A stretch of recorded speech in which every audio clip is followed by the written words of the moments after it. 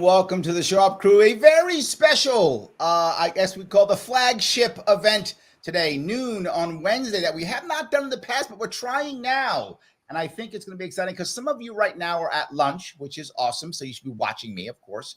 It's important. But this is a good show. The Sharpe Crew is a show about having a conversation with different sides for a specific issue. And today we are talking about a very specific issue. And it's actually book burning. And I have with me all returning champions. Both people who want to vote. Please check them out. Charla Burnett and Michael Vass. Charla, please tell us a little bit about yourself before we keep going. Yeah, I'm an international visiting scholar to Michigan State University, where I'm a data scientist and conduct research. My old job. International development. But I also run the Emoja House Hostel, which is an international hostel in Lansing, Michigan, that helps underserved people obtain housing. So, yeah. Excellent. Thanks, Larry, for having me on. Of course. Mr. Vass, please. Well, the easiest thing, I've been a political commentator for about 17 years. I've run for elected office twice, once for Congress, once for a local county executive, county legislator. And just been doing this for a couple of decades now. There we go. I love it. So we picked a very specific topic because I think it's a topic that right now people are hearing mostly about Florida. That's kind of the one that's been pumping up in our faces. The idea of Ron DeSantis is the bad guy who's banning books, right? He's doing all the bad things. The Don't Say Gay bill is all part of getting rid of all the bad books. That's what everyone is saying. I get that. But Charla, you've mentioned something I think is even more important. This is just what's kind of hitting us in the face, but there's a whole lot more going on. Please go ahead if you would. Talk about that. Yeah, so my home state of Michigan has the third highest attempts for banning books, even of like classical Judy Blume books. Wow. So all over the nation, I would say we're seeing a dramatic surge in book banning, whether it's from books focused on LGBTQ and queer rights to Black and civil rights, all the way to sexual education and sexual reproductive rights. And so, yeah, I think that we should have a broader conversation of not just what's happening in Florida, but also around the nation, and I would say across the globe in regards to freedom of speech issues. Is the attack right now that we hear, is it what we hear in mainstream media is this is all attacks from the right? Is that accurate? No. It's not. Tell me, Mike. No. Well, first of all, I think many of these bans, and there's, I know we were talking before, somewhere between 900, 1,128 books that are being banned in America right now, many of them very recent. And when we're talking about many of the books, let's understand there's a difference between what we're talking about in terms of books for juveniles, and there's a difference between the books we're talking about for adults. See, there's the big difference. The divide is the left is looking to target books that would indoctrinate children, and the right is looking to protect them. The left is also looking to, and we're looking at a very big difference because no one's really saying adults can't read anything they want to. Whether they do or not is a different thing. But the left seems to say, no, but you have to. So let's move back to the question here. Well, hold on. You're saying the left is saying you have to. So you're going the opposite of book banning. You're saying forcing it, like in schools, is what you're saying. I think book bans for juveniles, for our children, is actually appropriate. We shouldn't have some of these books we're talking about, like Genderqueer. We're talking about All Boys Aren't Blue. A couple of the others, some of the books by Kendi. These aren't good books for children. Maybe adults would love them. Maybe if you're in high school, you're in college, fantastic. Knock yourself out. You actually understand the concepts that are being discussed, and you can have an opinion about that. But when we're talking about kids in third grade and we're introducing them to sexual acts, when we're talking about very mature subjects in a very mature, detailed manner, in some of these books have it even graphically displayed. No, Yeah, that's but not hold on. But I get what you're saying. I do. And I think most Americans, if they heard that, would say, that makes sense. I think most Americans would say that. But what I've seen is it isn't just third grade. It's high school. It's libraries, period. It's college. It's everything. I don't feel like it's just kids. But that's not exactly correct, because what we're seeing is the main focus is on, and the main push that we're hearing about in the news media right now, as they misquote things like the Don't Say Gay bill, a bill that doesn't have anything to do with being gay whatsoever. It's not in the bill, doesn't say that ever. So that was, I remember Ron DeSantis said that. I remember that he did. Yep. Yeah. And it's in the bill. Read it. Ron Perlman wants to push this. The media, the left, want to push this ideology because it promotes their agenda. It promotes their power, but it doesn't actually advance what's happening to kids. It's not accurate. I mean, we see the left. They want to ban Sounder, Willy Wonka, of Mice of Men, To Kill a Mockingbird, Huckleberry Finn, James Bond, Lord of the Rings. These are some classic literature that's appropriate for virtually every age. Those are the things they want to get rid of. And no one talks about those book bans. No one talks about that silencing of free speech. There isn't that much of that. I think that's true. A lot of it comes to the right. Charla, please go ahead, jump in. Yeah, I mean, I think that there has been in the past a lot of push by leftist movements to ban certain books that, for instance, use the N-word. Yep. Who describe different types of issues like Mein Kampf, written by Hitler, those types of issues. And I think, again, I'm not really sure when you say the left agenda what that actually means, because I don't think that there's a unified left agenda, and it never has there been. But I do think that just like in movies, there are warning labels and age marks that you have to hit before you're allowed to be able to watch those specific things. And we could definitely have some sort of discussion about what that should look like. But we're not just talking about what teachers teach in school. We're talking about what's publicly available in libraries, which should encompass all books, including Mein Kampf, including, Stalin's literature and things that are we are so demonetized. Radically right.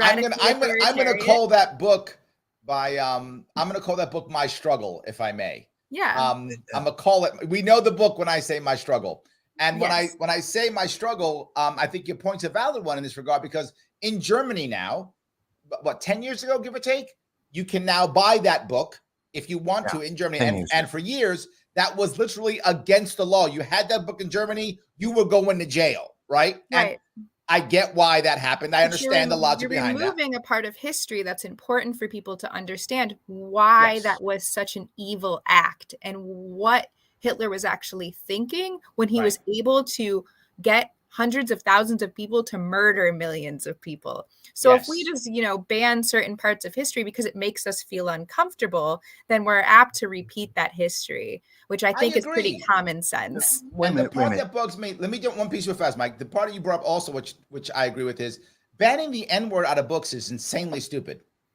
right? Yes. You should, if that's the way people spoke, then that's the way people spoke. Am I now going to edit Shakespeare because he said, I bite my thumb at thee? And that's giving somebody the finger back then, or whatever. I'm making this up, but whatever. But am I going to do that now? I don't get it. Go ahead, Mike. Sorry. Yeah. Well, actually, yes, that is what the left wants to see happen. They want to rewrite history. And it's, when we're talking about this, we're talking about rewriting everything, the classics. We see this on a regular basis on our politics, and we see it in our entertainment. Again, they're rewriting Willy Wonka because they have an agenda. They're rewriting of Mice of Men, and they're taking out the N-word. They're trying to rewrite Huckleberry Finn. We're seeing this in movies right now. And they're trying to prohibit people from being able to get this. This is all a violation of free speech. Now, Germany, I understand. The Germans are very sensitive, and you still can't refer to 1930s Germany with very few exceptions, unless it's being very much described negatively. and they're just barely changing that because of their fear. But fear didn't stop people knowing history. They were afraid of yet another movement. That doesn't mean they stopped it, because the current day remembrance of that 1930s in Germany has actually caused a resurgence there, because they don't have accurate history. That's the danger when we rewrite history, when we rewrite these books. And I know the left loves to focus on, well, there's the 1930s book by, that one German, fantastic. And I hate that we have to censor ourselves on social media, because they're going to harm us. They're going to hold on. I got to tell you, Mike, this. You're saying they're rewriting all these things. People rewrite stuff, right? I mean, how many West Side Story is rewritten, No. That's, Juliet, right? That's a reinterpretation. Let's make that clear. A reinterpretation saying, oh, I want to do a different version of a song. I want to do a different version of that movie. That doesn't take away from the original. The original is still there. When I say rewrite, I see what they you're are saying. going into Willy Wonka. They are literally, the publishers are going in and they are taking out entire sections of text and putting in new, modern, more touchy-feely, leftist-approved ideology in there instead. You can't say that Augustus Gloop was fat because, oh my God, you're body shaming. No, he was fat. There's a reason why we say that, because it's a moral message. You're taking out the N-word out of Huckleberry Finn, but they're also rewriting the entire language, which changes the meaning of everything that's going on I think that it's a story. valid point. Charla, go ahead. I see you ready to say something. Go ahead.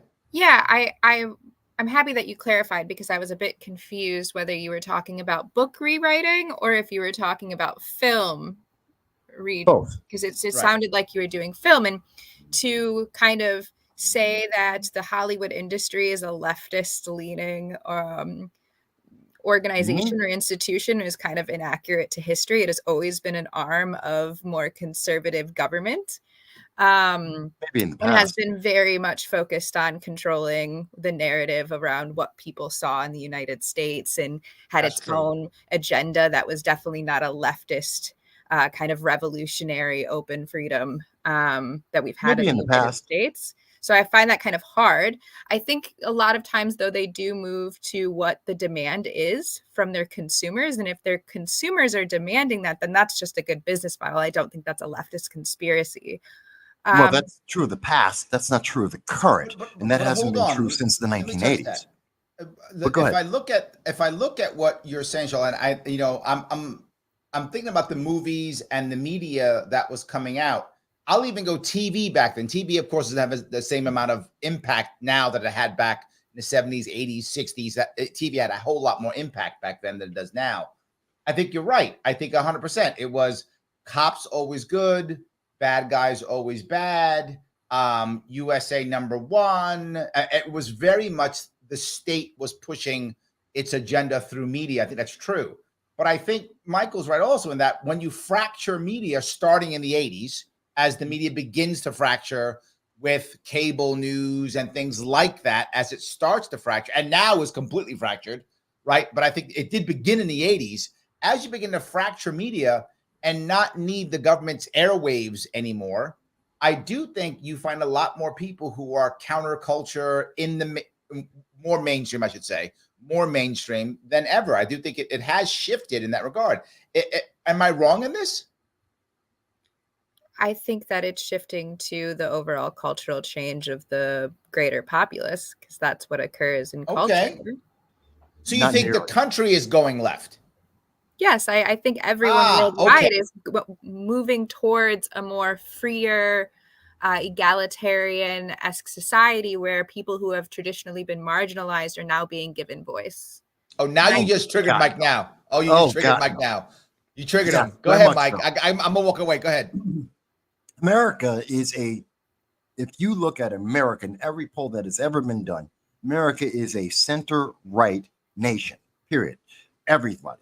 The media and many political figures have been trying to push America further and further left. They're dragging us left, not because people want to be, but it's because they're being inundated by it. And when we see that books like Sounder Sounder, a book which has no names except for the dog itself, is being banned by the left.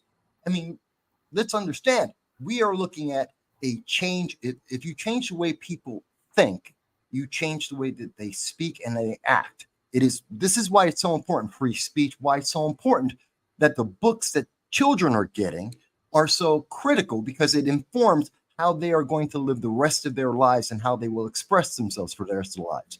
To say that Black people have never had the opportunity, we've been marginalized, all these marginalized groups. I'm sorry. Let's look back throughout history, not just on what the mainstream media likes to push, but what was actually going on. There were other forms of expression out there for many, many years. Whether it was the most popular thing, who cares? But today in America, and even if you want to say, well, those were wrongs and there are problems, we have corrected those things in the last generation, my lifetime, in the last 50 years. We have made more change and more correction than we have ever seen before. Does that So mean you're we proving stop? your No. point. But that doesn't make us left. That doesn't make it a left-leaning It does. move. It makes us a Nice. more No, it doesn't. egalitarian, a more No. freedom-focused. I think No. every child wants to live in a world in which they can dress how they want to, have the freedom to pursue the education that When they they want couldn't. to, have freedom to walk down the street without being stopped by police, whether you're Black, white, gay, doesn't Okay, matter. now you're mixing issues. I'm sorry, you're mixing issues because Hold on. those things I'm are going not to speak if I could. synonymous. Hold on. A couple things, Michael. I'm not sure I'm buying this, to tell you the truth, because this is why I'm going to give you some pushback on this. I feel like if you look at the last 20 years of elections as an example, just as one data point, more Democrats than Republicans, more Democrats registered than Republicans registered, more Democrats voting than Republicans. Democrats win the popular vote in this country.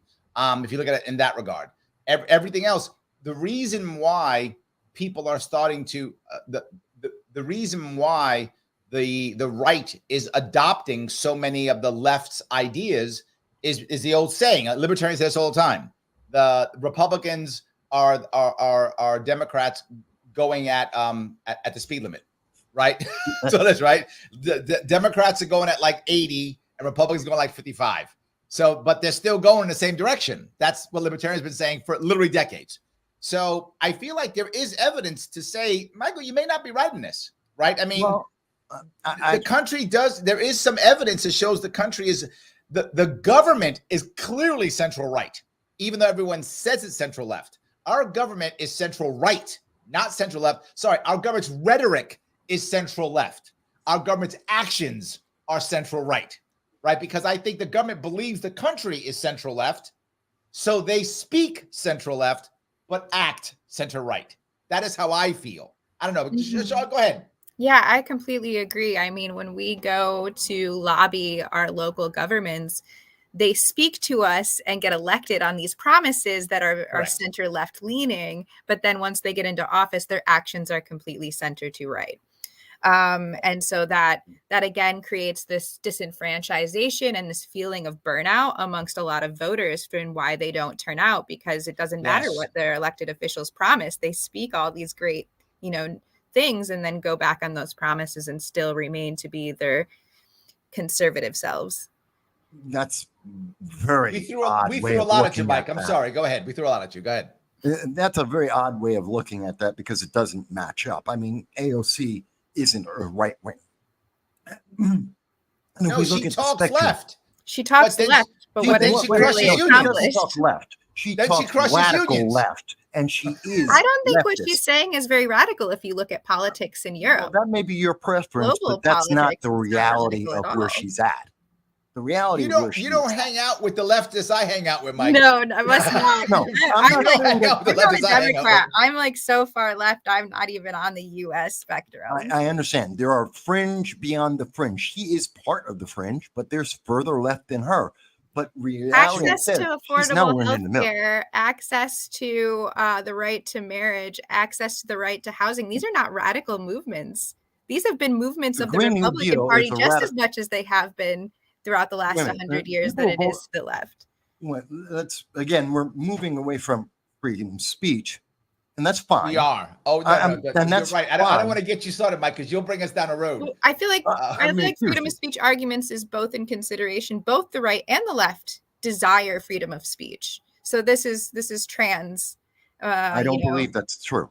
I don't believe that's true. I don't believe that the left and many of the elements, especially the further left you go, which makes it more and more vocal, have fewer respect, or less respect, I should say, for the freedom of speech. They want indoctrinated speech. They want approved speech. We see that with social media, with the social media internet companies, which is why every time they have appeared before Congress since 2018, they are highlighting, oh, look, there's this algorithm. It was a mistake. I'm sorry that we're censoring various conservatives, or we're shadow banning individuals. We have seen that in our schools with the type of information they're putting in front. Math is racist. Those Who have all came been up to with the that benefit idea? of right-wing California. political pundits.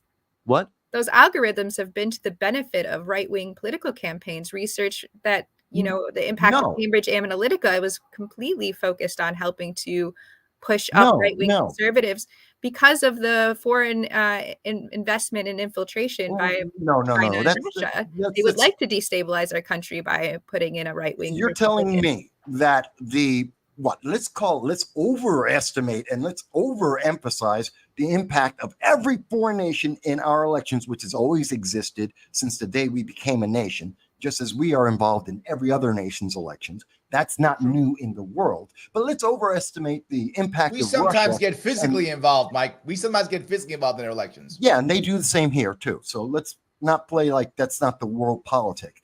But let's overemphasize the impact of Russia in our elections when, say, they spent $1 million and they were able to impact not what they did spend, which was approximately $100 per person who saw any of their ads, but let's say that they actually got it down to $10, which is a stupid amount of spending if we're talking about political spending, and they had zero impact.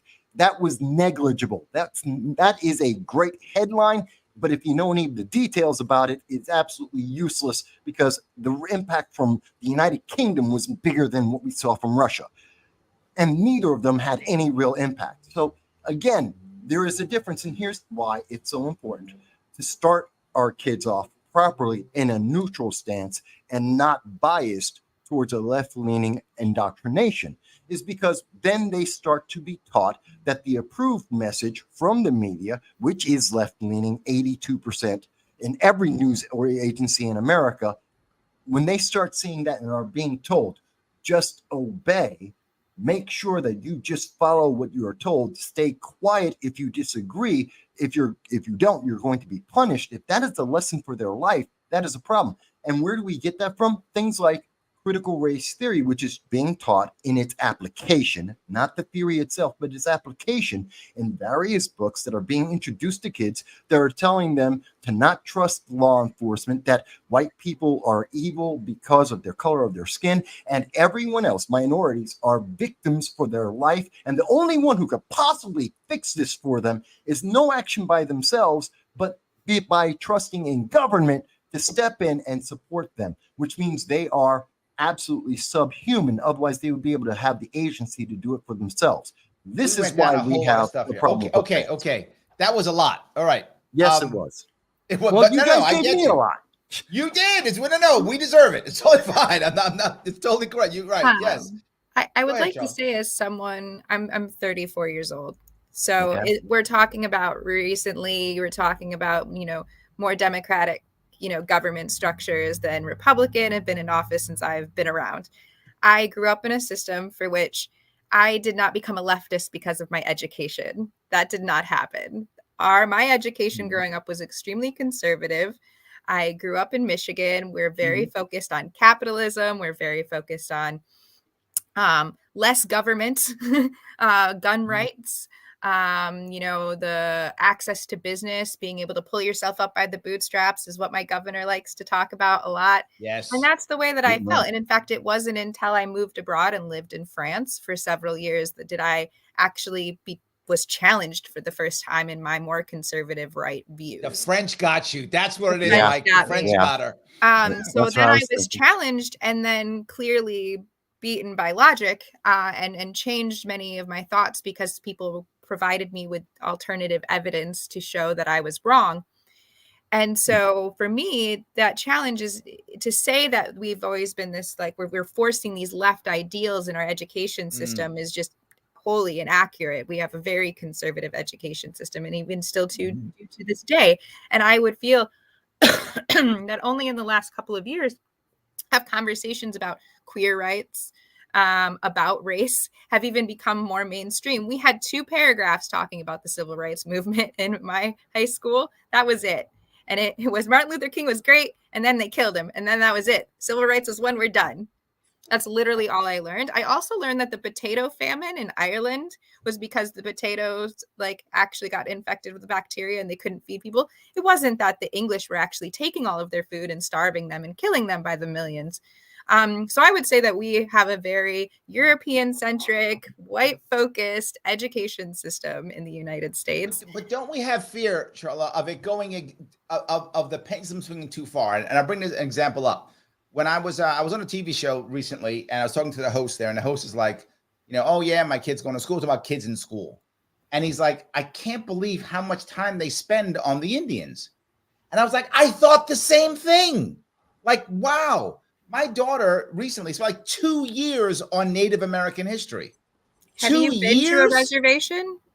I have, more than once. Have you seen how they live, how we still force them to live? That's modern day 2 politics. years.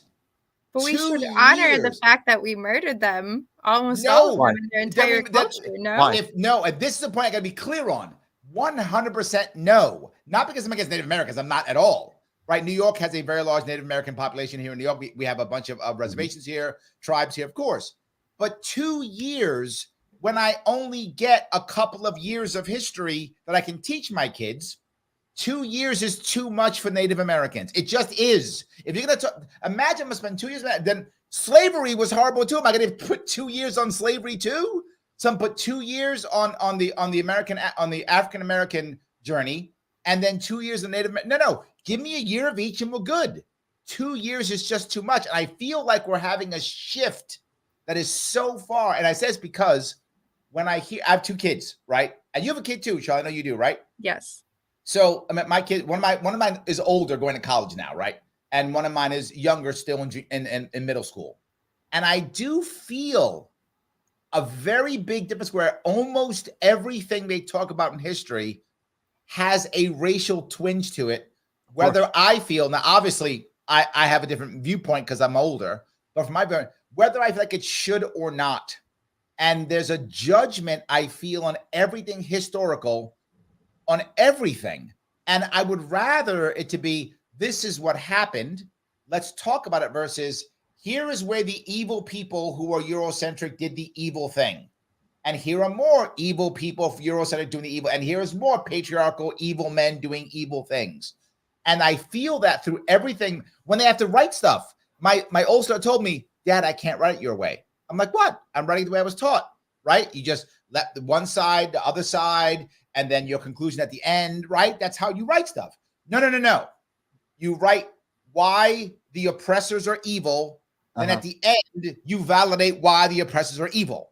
Literally, this is what she was telling me in high school. That's how she has to write to get a good grade. You can't do both sides and then say oppressors are evil. You have to start with oppressors are evil, give reasons why they're evil, then wrap up that they're evil. I'm sorry, I went long on this, but I'm just telling you, I'm going through this now as a father with kids in school, and I'm literally seeing this. And that's my point. See, this is why we have to be careful. A lot of parents woke up in 2020 and suddenly said, oh my God, what do you mean? That was me. Look at the outreach and the number of parents getting involved in their schools, which are now being demonized, by the way. This is why we're being threatened by the FBI, by Merrick Garland, to go and investigate 2,000. Already, he's investigated 2,000 parents at these PTA meetings. And you know what? There have been 0 charges. Why? Because it's perfectly fine for parents to be involved in the education of their kids, even though we hear from teachers unions and we hear from the news media that you're a bad guy for saying, no, you shouldn't be teaching that. It's not appropriate for my kids, especially in the context. You're wasting their time. That's something I can do as a parent if I want to. That's what libraries are for. That's why I can buy books. That's why I can tell those kids that's what advanced education in college is for. That's not what we do as a building block. And that's what we're seeing introduced to these kids, which is why we're seeing books, why they're being taught math is racist, and why they are putting in this language and this ideology from the very beginning, which makes them say, well, no, things aren't going left. I'm already there, because you're already being taught to be an extremist. And so you go further. You want to go to France? Fantastic. Do a favor. Go over to a communist nation like I did in Russia and live there for a year and a half. I guarantee you'll have a very different view than what we see in France, which is a first world nation that gets the luxury of being able to be as liberal as they are, because America, being the right-wing, not right-wingers that we are, as we're now told, went over and saved their ass 2 times. Oh, hold on, Charla. Go ahead. That's a whole different conversation. We do a lot of you, Charla. Pick the one you want, Charla. Pick the one you want and touch that one. Go ahead. I'd like you to touch the idea that and I'm not upset upset with you, Carla. I'm not upset with you. I don't want anyone to think that. I'd like you to touch the piece, if you would, as you're talking, Charla, about my worry about the pendulum going too far.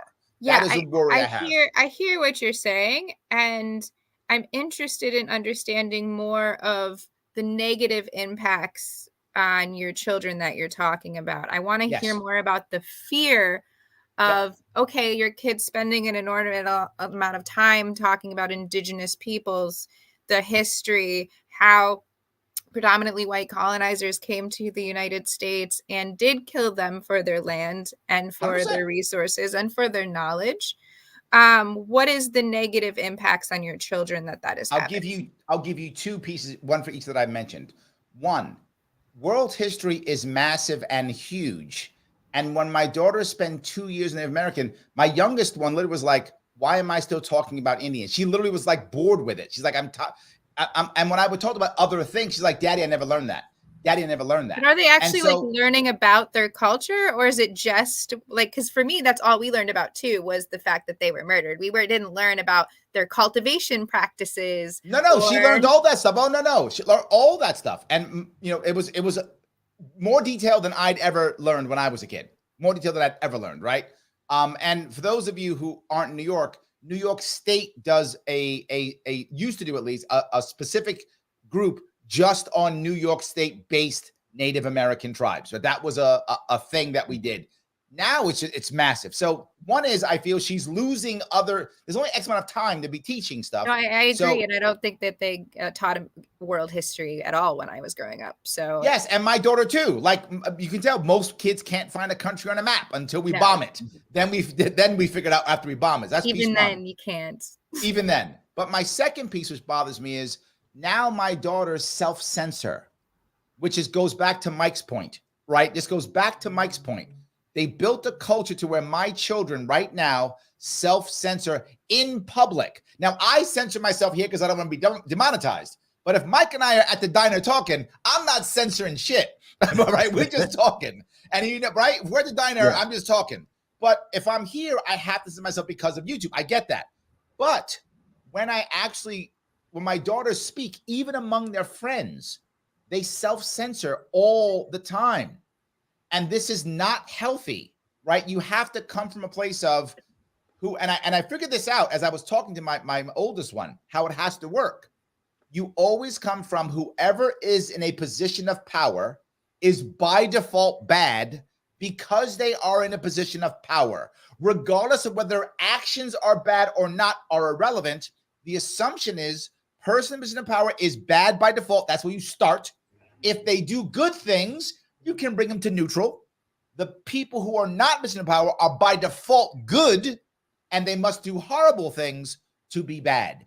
And I always thought, why don't you just say what happened, and then people can judge for themselves? And I feel like in my daughters are both Gen Z. I feel like Gen Z doesn't start, to Michael's point, neutral anymore. They start with, if you are in a position of power, you are by default evil, and we must move from there. Do you think I'm wrong on this, Charlotte? Is this a bad thing? I feel this is bad. I don't necessarily think that you're wrong. I hear what you're saying, and I understand that fear is real. I don't necessarily think that fear is as big of a deal as, say, the mass murder of an entire community of people that needs to be remembered and respected. But I understand what you're saying, and I grow in those frustrations every day when I get, a left-leaning Karen who wants to then tone police me for everything that I'm talking about and doing, when that's not really actually the issue. And we spend an inordinate amount of time talking about this in like civil disobedience groups, in political organizing, where we have to like have a full day's discussion on what words we can and cannot say, which, you know, yes, is perfect absolutely example. ridiculous. We shouldn't be spending that much time. It doesn't really matter if something hurts your feelings, you just say it. That's harm. Lots of times right? it tends to be white people who like to talk for other marginalized groups to say what is and isn't comfortable for them. And then the person from that group is like, actually, that didn't bother me at all. So why are we talking about this? Exactly. Yes. You're agreeing with me. I feel like that's to me this culture Michael, you're winning again. conversation that we get into, these culture war conversations where it has nothing to actually do with like what we think politically or our values and beliefs are. It has to do with like what makes us feel good to put someone else down, which I think is like a human problem, not necessarily a political problem. We have a tendency to do this because there are going to be bullies from the left or the right who are going to police what you say. I mean, even from the right, you can't be right enough. So now the conversation in these political debates for the Republicans have just grown to honestly inconsistency and seeing who can one up each other into how extreme they can get, whether they believe it or not. No, that's not really it. That may be the emphasis that comes through the left media and from a left view. That's not really what the right's seeing.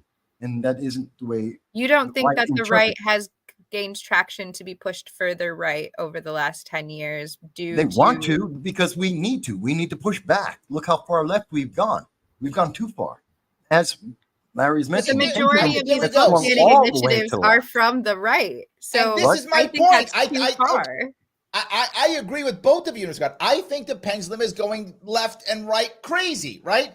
I hate the right book bans. I hate all of the book bannings. I hate all of the bannings, all of them. I don't want to get rid of Dr. Seuss. I don't want to get rid of J.K. Rowling. I don't want to get rid of the sexy books either. I don't want to get rid of any of them. Have your parents' permission to check them out. Yes, that's all I want. It should be up to me as a parent to decide what my kid cannot learn. But the left isn't doing that. They're putting it into the regular curriculum of kids in 3rd, 4th, 5th grade. That is the see, there's the difference between a right and a left type of ban, which these are. These are all bans. We're talking whether it's a rewrite, which they're doing to classical literature, which I consider a ban as well. You destroyed the original context, the original meaning, the original wording, and morality. So the difference between the left and the right is saying that's not appropriate for those kids. Don't introduce it to them. And the left is saying you must be racist and sexist because you won't let kids at 9 learn about how to change their bodies and to have graphic pornographic images in front of their faces. I'm sorry. That's not asking for too much, but the left is saying that's just insane. Meanwhile, on the right, that's the right's position. The left's position is, oh my God, there is a word that I have a feeling about, so therefore my feeling must be injected into everyone else, and you must obey my feelings. I'm sorry, I have my own feelings. I don't need yours. And, if you don't like my feelings, I don't care. You have yours. Go live your life with your feelings. I have mine. Don't take away my access to knowledge, information, and thought. So we're talking about two different things. Hold on. Let Charla go on this one, Mike. We're talking about the reduction of knowledge and then an increased access to knowledge, right? Okay. These are two different concepts. Book banning takes away access to knowledge. Putting in new knowledge like sexual reproductive health, sex in general, queer identity, what people have done throughout history, being gay, I think that that's granting more access to knowledge. No. As a queer woman growing up in the United States who didn't have access to any examples of how queer people were or could live, I was absolutely horrified, terrified to discuss my sexuality. I remained in the closet for many, many years, and I was sexually abused by people because I had to remain in the closet. So I think that having access to information is super important, and we should have access to all information, even if we don't agree with it, so that our kids can make those decisions on their own about who they want to be and what they want to do. No. Children, no. And let me clarify. Uh-oh. Because Children don't have that knowledge. There's a reason why they're called minors and children. It's why they don't get to drive cars or vote. There's a reason why their medical procedures are supposed to go through the parents, not through the child. They don't have the comprehension. So to blanket say, well, the child will just make up the decision for themselves. They don't know. Kids, we're talking about I don't children. agree with you. Wait a minute. We're talking about children that routinely go around saying, I want to be a princess. I want to be a frog. And this is their concept of the world. They watch TV. And the reason why we're worried about children seeing certain images on TV, that's a different subject, but different images is why? Because they're impressionable, because they don't have the ability to comprehend reality or to make a difference or an understanding of the different types of consequences of their actions. So to say, oh, just throw all the books at them and let them read, they'll figure it out. No, that's not being responsible to those children. Charla, can I get you to, before you respond, can I get you to kind of write stuff down? Because I got to do a little bit of admin. And I want to come back. I want to come back to you when I have a chance. A little bit of admin if good. Guys, if you like what you're hearing, do me a favor, click the like button. The like button does matter. The more you click like, the better off this will be. The better off people see it, and we can maybe get past some of this, algorithms that we're trying to get rid of. Please, if you can, if you want to follow either of these lovely people who have been so good to us by giving us this awesome chat, you can follow Michael on Twitter at MV Consult, and you can also follow Charla at Venture Novelist on Instagram. Right, so please check those out if you want to check those people out. I'd appreciate it. If you're watching this on Twitter, please retweet this. If you want your chat to come to the front, you can always super chat me. If you happen to be watching on Larry Sharpe YouTube, it's always good if you can do that. If you want to support the show directly, head over to patreon.com/sharpeway. You can always support the show directly if you like. I want to grab a couple of, do you want to respond first, Charlie? You want me to grab some comments? Which is better? I'm just going to go ahead and respond quickly. Go ahead. So we know today that there are people under the age of 18 who can make decisions for themselves in a very thoughtful and understanding manner, just as there are adults in the world who cannot do that. So we all over the world, children under the age of 18 are being allowed into positions of political power, into parliaments, into positions of authority to help make decisions, because in the future, children under the age of 18 are going to comprise 50% of the population of the world. And they do deserve to have some sort of rights to speak about their bodies and their decisions made on their behalf. The second thing is research shows that children who are explained what sex is and a given reproductive health at a younger age are less likely to become pregnant as teenagers and as children. We live in a world in which adults have sex with, pursue, and kidnap children. If they do not know the intended consequences of what could happen to them and what that actually looks like, how do they even know when sexual violence has been done against them? So we have to be having these difficult conversations with our children, because we live in a difficult world in reality in which we live, where there are natural disasters, there is war. Every day all over the world, people are forced to show their children the reality of the world. And yet when we hide it from them, this is why we have a generation of youth who feel disempowered, who feel like they don't have any say in what they're doing or the outcome of the world. They feel like people are making decisions for themselves and are now unempathetic to even pursue any type of career, because they're not dumb and they're very capable of making decisions for themselves. And in fact, I would say as a child, even below the age of 12, I was probably more capable and more intelligent than the majority of the adults around me, which is why I wasn't protected and I was exploited instead. So wow, lot in that one. I think in general, I agree. And in general, however, I think cultures are different, right? America is not, say, for example, if you're in some place right now, particularly if you're in, say, Western Africa right now or Central Africa right now, and you're young, there's a lot of horrible stuff going on, and you might be drafted into the military, and you might see people be murdered. You might be part of a coup attempt because you're 16, 17 years old. I think that's true. I'm not sure. And Middle East, same thing. You're in Syria right now. You're probably drafted in somebody's militia, right? I mean, I could see all those things happening. But America, not as much, right? That's not a thing. I think you're right with a lot of people, youth, kind of giving up. I think it's true.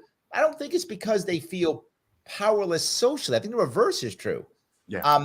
There are more youth having more impact specifically because of social media than when I was a kid. When I was a kid, you were 15, 16, you had no power, nothing. You had no power. However, you were able to go out and do more on your own. But politically, you had no power. You had none at all. I'm not sure. I do agree with your point, though, that you want to educate kids. I think that makes a lot of sense. I see the data myself all the time. You're right. The more a kid knows about sex, the less chance they're going to be exploited. The more they know about sex, the less chance they're going to be pregnant earlier. That's true. I agree with that. But are we talking biological sex, biological actions, or to Michael's worry, are we promoting something that we may or may not be promoting? And here's what I don't know. Let me tell you my own personal, this is my anecdote. So this may not be true, but I've talked to the parents and they tend to agree with me in general. My daughters were very confused growing up because of the environment they were in, school and friendship. Very confused. More confused than anybody I remember when I was growing up. Now, again, I'm only going for what people told me when I was growing up. It's very anecdotal. I'm just giving you but I'm just saying other people of my age and other people who are parents have agreed with me. Very confused. And then they wind up just being straight. That's what wound up happening. They were very confused and wound up being straight. I wasn't upset about this at all. At all. I didn't care. But I did not affirm anything. Literally, when my daughters would say, Dad, I'm confused about X, Y, and Z, I'd explain whatever question they had and say, great, go do your homework.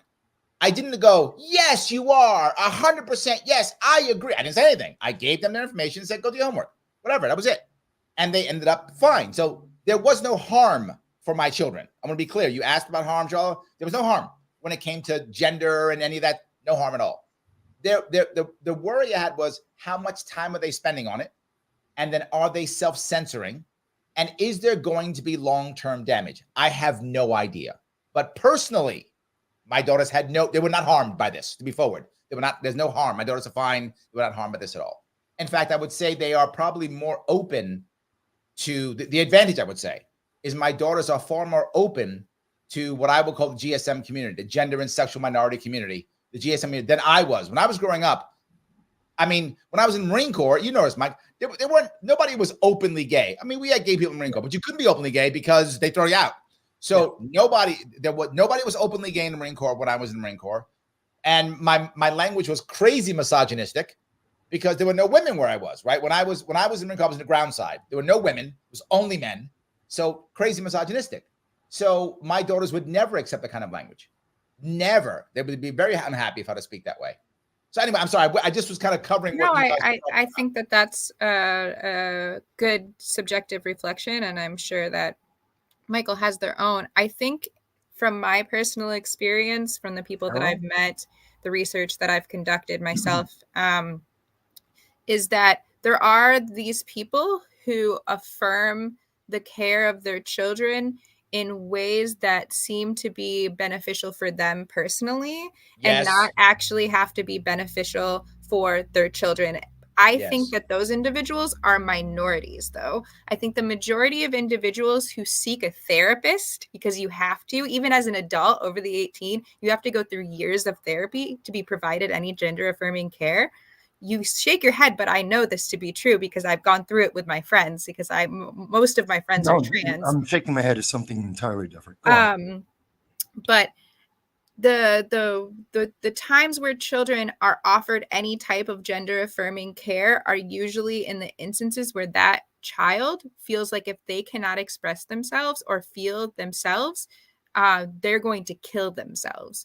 And for those parents, they would rather support an alive child who is choosing to alter themselves physically than be a dead child.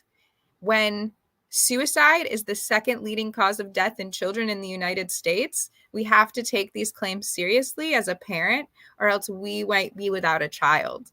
And that to me is just not worth it. We're walking down a road I kind of want to get off for a moment. This could be this could be next week or the week after. Yeah, let's have another conversation. So let me grab a couple comments if I could. Sam, thank you for super chat, $5. I appreciate it. He says, former teacher here, our education is very left and has been at least since the 90s. And that is my worry is the pendulum swinging too far. Like I remember when I was growing up, we didn't learn about the Vietnam War at all. Why? Because we lost it. So we didn't learn at all. Like it didn't exist. When I was growing up, we didn't even talk about the Vietnam War. We were all about whatever made the state better, right? So I think you're right, Charla. It was much more right-leaning. I think now it's much more left-leaning. I think Sam is worried the same way I am, is the pendulum going too far? So Grace says, when I was in school, we didn't learn anything about your reproductive organs until you were about the age that you were about to go through with the change with your body. That's appropriate timing. Yes. This is a piece I think also, right? When I remember when I had some sex education as a kid, not much, but I did have some. But I remember, I think I was 12, maybe Correct. 12. Yeah, I was 12 as well.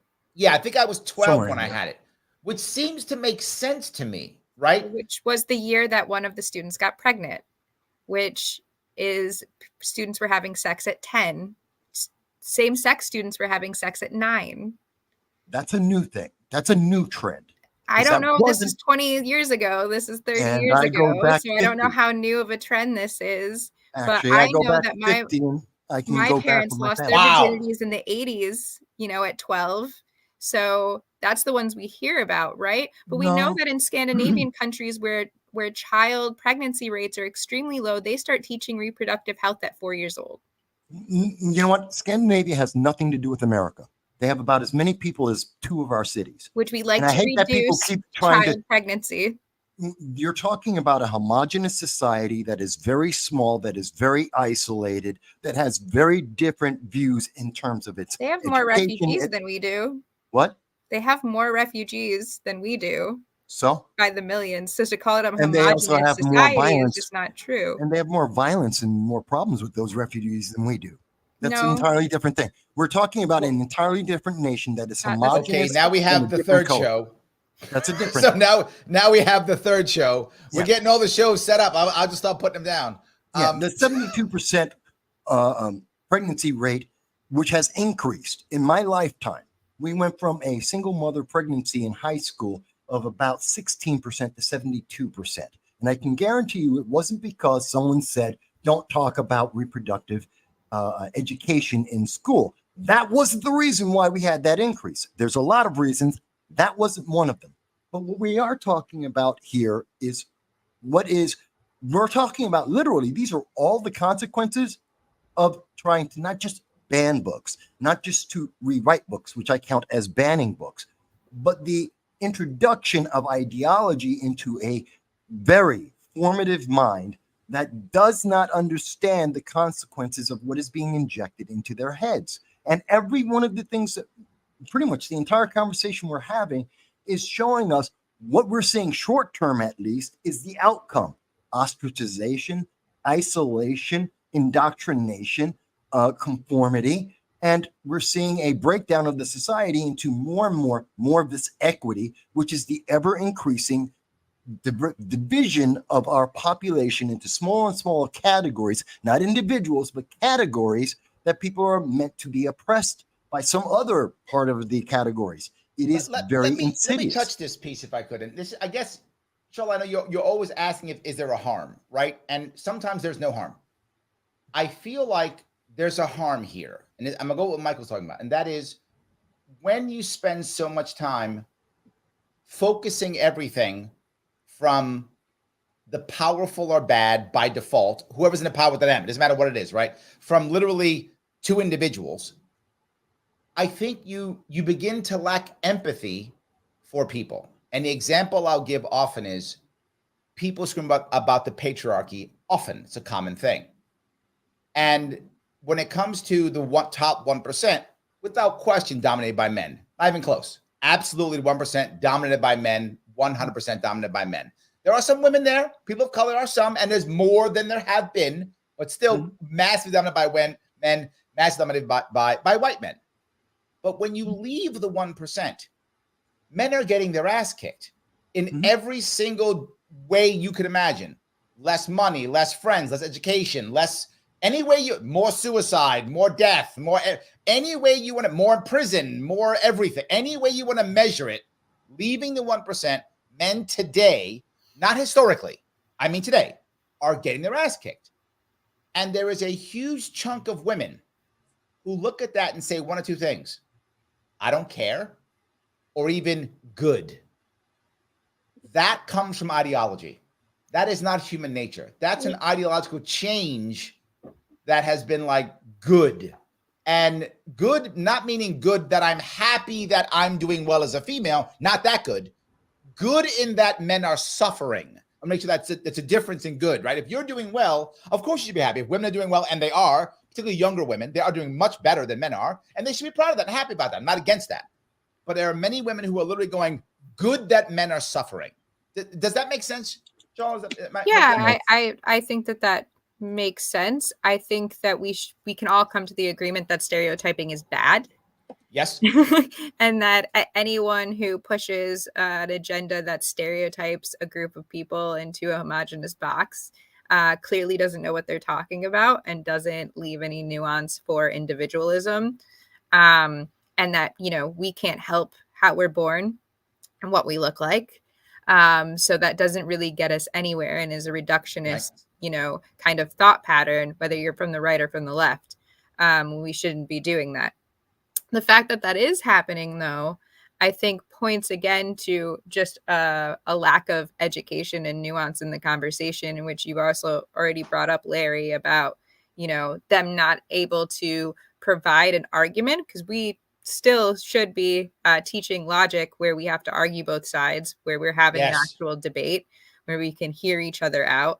And I think that's unfortunately a right-left culture issue that's coming to the point where now nobody even wants to have a conversation about it, and you're not allowed to have any empathy for the other person.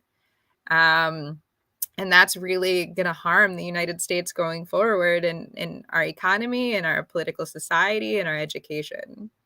Well, you have a couple of people who are on your side here, Charlotte, with this. If I can grab a couple of these here.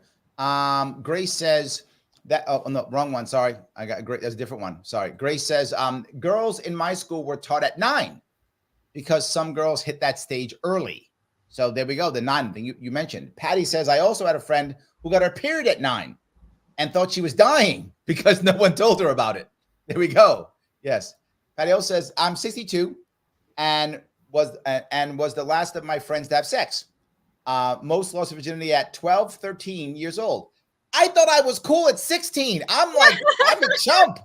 I thought I was cool at 16. Oh my God. Everybody's wow. Okay. She had 2 had sex at 10.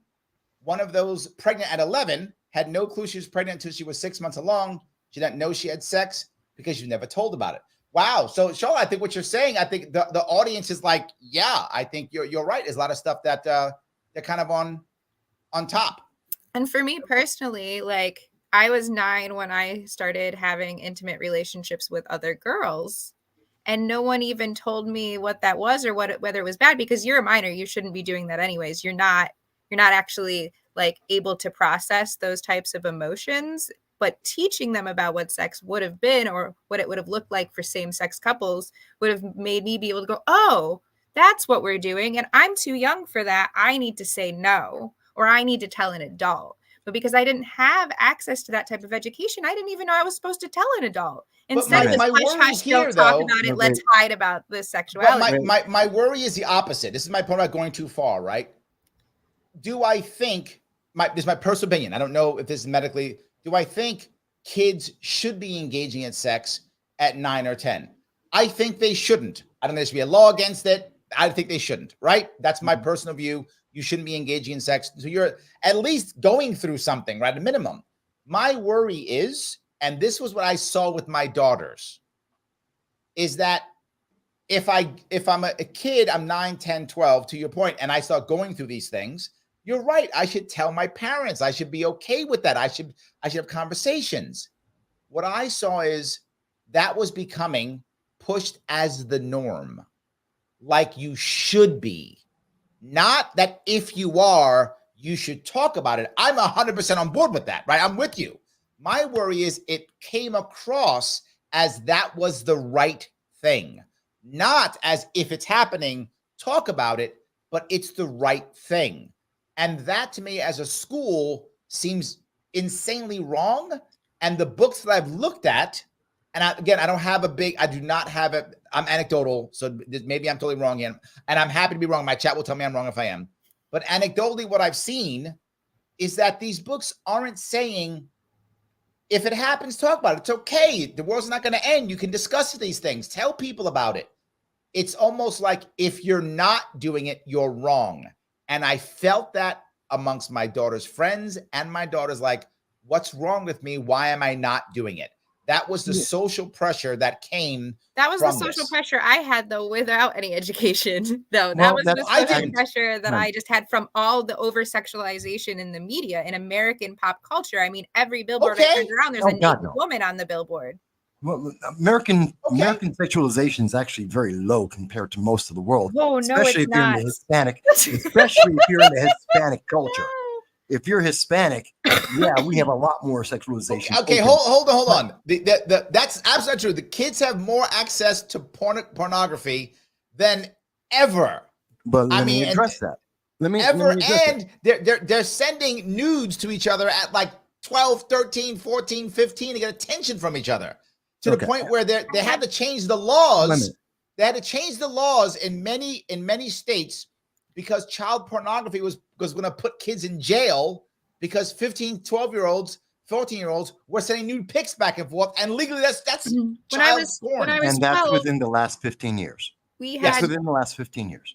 When I was 12, we had 20-year-old men trying to date us. Okay, there are always pedophiles. There have always been pedophiles. We used Exactly, to actually which punish is them. why we But have to today, have we're telling people- conversations with our Yes, but children. And you today can't we now expect have parents to do that at home because a lot of them feel uncomfortable having those conversations because they weren't allowed to have conversations with their parents. women. There's one thing, there's difference between protecting kids from pedophiles, and even right now, we now see from the left a large movement to say they're the minor attracted persons. They're part of the No one's the actually spectrum, saying that on the and left. actually, that is coming from the left. Anybody can open a YouTube chat and start talking about it and say, I'm a leftist. This is what we think. That doesn't necessarily mean that they're left. Actually, I'm not going by chats. I don't do chats, and I try to stay away from anecdotal. There is a MAP movement.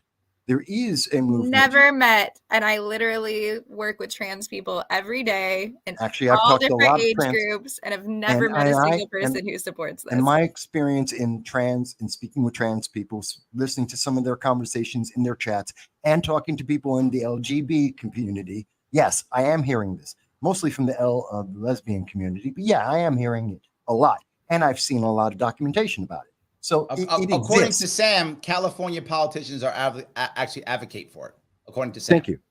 So it is a reality, whether it's liked or not, whether it's something that most people would agree with. I think the overwhelming majority of the world does not.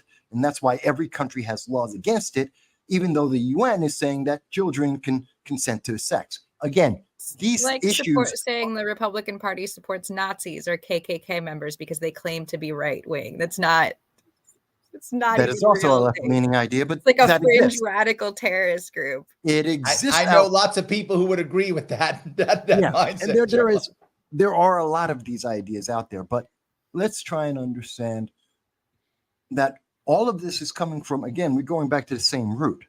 When you are controlling the way that people think, everything else gets corrupted, and the corruption goes into a spectrum of different ideas, into a spectrum of different aspects of their life. And that's why this conversation has gone through so many things, because we're starting with, we're going to corrupt the way that you think, which is being able to read a book, to understand a concept, and then to enjoy or expand on that concept. It goes into how we have conversations with our parents, our friends, in our society, how we express ourselves throughout that society, individually and in every other aspect. The problem is that we have to go back to, we have unbalanced the system worse than it was unbalanced before. I'm not saying it was ever balanced, but it's even less balanced now, and is balanced towards the left, towards indoctrination, towards an obedience to the most progressive of ideas that even the progressives don't agree with, because they're constantly beating up on each other. I mean, Rob Reiner 3 days ago, did you hear his comments? Tell me that wasn't autocratic. No, I didn't hear them. What happened what he said 3 days ago is that we have to he wants to, of course, he has TDS, so he wants to see President Trump in jail, and there can be no third-party candidates whatsoever. And that's the only way to preserve democracy, which is an oxymoron. It doesn't make any sense. We have the What is the third party Governor candidates? Grisham out of New Mexico that is out there trying to I think what Mike is saying, Charla, is the idea of controlling everything, controlling the narrative, controlling the environment. You can't have a third-party candidate. You only have to have Democrats, and that's how you provide. There is a narrative in the Democratic Party. Is a narrative that says the only way you can preserve democracy is if you vote blue no matter who, which is literally not democracy. If you ban people from the ballot, which is literally not democracy. That's what he's saying. I'm just telling you what he's saying. I know. I'm telling you what Rob Our Democratic Party is wholly centrist. No, it's they're corporatists. Right. They're corporatists. The Democratic Party is corporatists. Correct. The corporatists. 100%. They're free market, triple down capitalists. Yes. Who put on protectionist markets. No, you got Patty on your side, Charla. Patty's like, no, Vass, 3/4 of the left do not agree with that. Yes. Well, I wanted to address that. I want to address what she's saying there. Okay. Because there's a very big difference, and I think it goes unspoken very often, between the rank and file members of any party. I don't care if they're libertarian, conservative, Republican, Democrat, doesn't matter. There's the rank and file members, then there's the lead party who put out the agenda, the talking points, the headlines and tweets. There's a big difference between the two. And I do not equate the rank and file, which is why I say rank and file, or I'll be very clear about the public, as opposed to when I'm talking about the party, I'm talking about the leadership with the headlines, the ones who are making the doctrine.